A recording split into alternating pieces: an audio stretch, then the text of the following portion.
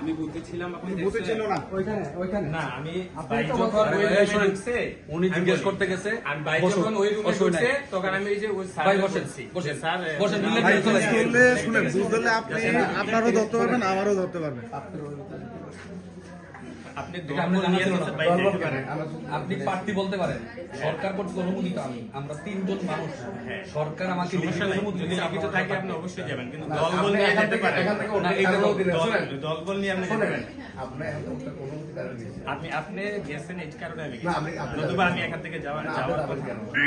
আপনি দলবল না, আমি নিয়ে গেলে যেতে এটা পারেন। এটা প্রিজাইডিং অফিসার। আপনি কি প্রিজাইডিং আপনি কি প্রিজাইডিং অফিসার বলো? আপনি পুলিং এজেন্ট আমি পুলিং এ। তাহলে আপনি- যে কোনো একটা দলের আপনি কি প্রিজাইডিং আপনি তো এগুলো হেডেক করতে পারেন না, করবে উনি।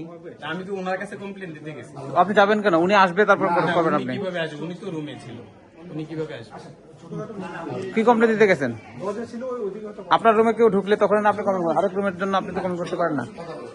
হয়তো প্রস্তাব করতে গেছে ভাই, একটু ছোট মূল হচ্ছে বুটটা স্বচ্ছ হচ্ছে কি